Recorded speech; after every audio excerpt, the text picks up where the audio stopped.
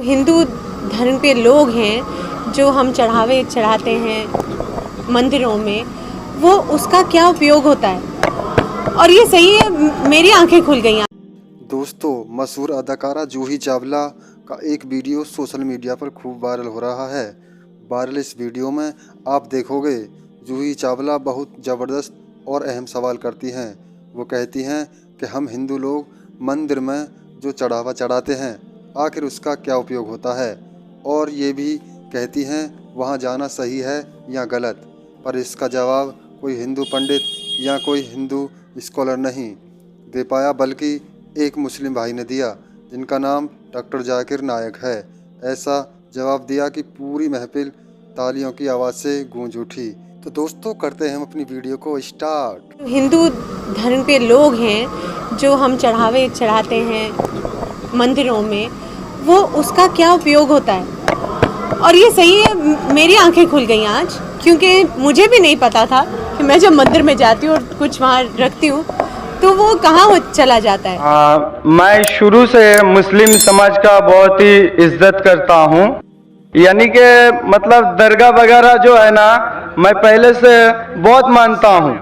मतलब जहाँ जहाँ आपका दरगाह है, मैं सब दरगाह पे जाता हूँ, चादर चढ़ाना, फूल चढ़ाना, मतलब हर जगह जहाँ मुसलमान का तादाद लगा हुआ रहता है मैं वहाँ हर दरगाह पे जाता हूँ। यानी कि दरगाह का जो लाल धागा रहता है वो भी मैं हाथ में बहुत बांधा हूँ, पहले गले में भी लटकाया हूँ। फिर बाद में क्या हुआ, मेरे को कलकत्ता का मुअज्जिम हुसैन नाम का एक लड़का मिला, जिन्होंने मुझे कहा कि जब पहले तुम मिट्टी का बना हुआ, पत्थर का बना हुआ बूतों का जैसे पूजा करते थे, वो जैसे शिर्क था, तो ये जो दरगाह जाना, चद्दर चढ़ाना, हाथ में लाल धागा बांधना, गले में लटकाना, ये भी शिर्क है। तो मैं बोला, मैं फिर जहां पर था फिर मैं वहां पर ही आया, तो कोई फायदा नहीं है। और डॉक्टर साहब, मैं जानना चाहता हूं, मैं पहले भी आपको बता चुका हूं, जो मैं इस्लाम में चलूं तो जैसे आपको मैं बताया, ये जो दरगाह वगैरह ये मैं मान के चलूं कि नहीं चलूं, मैं आपका मुंह से जानना चाहता हूं। जैसे खुदा ने आपको चुना है ना, तो आप मुझे बता दीजिए। भाई साहब ने सवाल पूछा है, उनने कहा है कि पहले भी सवाल पूछा था और मेरा ही पूछना चाहते हैं कि इसके बारे में किसने कहा। वो पहले बुत परस्ती करता था, फिर कहा कि दरगाह में जाने लगा, तो वो पूछना चाहता है दरगाह के बारे में। मैंने कुरान मजीद पढ़ा हूँ, कुरान मजीद में मुझे कोई भी आयत नहीं मिली जिसमें लिखा है धागा बांधना चाहिए। कुरान मजीद में कई भी आयत नहीं जिसमें लिखा है दरगाह जाना चाहिए। लेकिन अल्लाह के रसूल ने कहा है कि आप कब्र पे जाओ, कब्र पे जाएंगे तो आपको आखिरत का एहसास होगा कि आप आखिरत में कहाँ होंगे। इसीलिए कब्र पे जाना अच्छी बात है। आप उस शख्स के लिए दुआ कर सकते हैं। You can pray for him but you can not pray to him और थ्रू हिम। आप जब किसी के कब्र पे जाते हैं तो कब्र पे जाके उसके लिए दुआ कर सकते हैं, उसको या उसके जरिए नहीं कर सकते। मैं अपने होश और आवाज से इस्लाम को कबूल करता हूँ।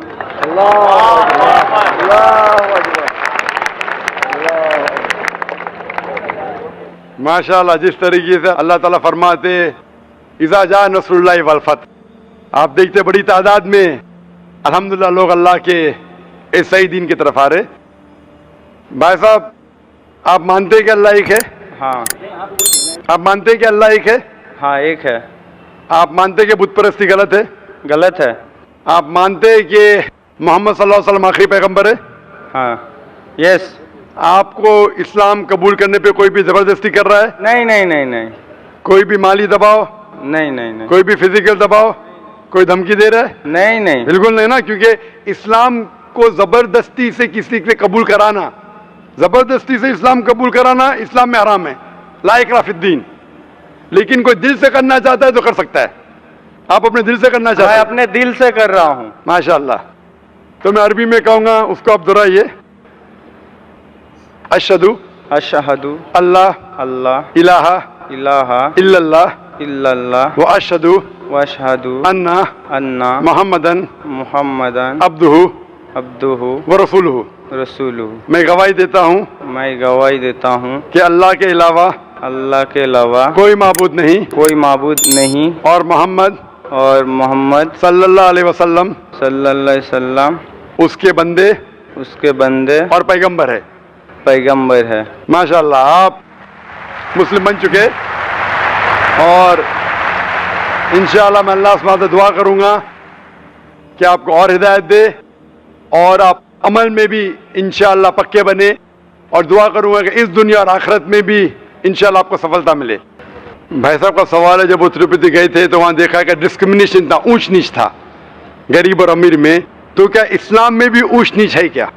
इस्लाम के अंदर अल्लाह ताला फरमाते सूरह हुजुरात में सूरा नंबर 49 आयत नंबर 13 में, या अय्युहन नासु इन्ना खलकनाकुम मिन ज़किन व उनसा व जअलनाकुम शुऊबन व क़बाइला लितारफू इन्न अक्रमकुम इंदल्लाहि अत्क़ाकुम इन्नल्लाहा अलीमुन खबीर।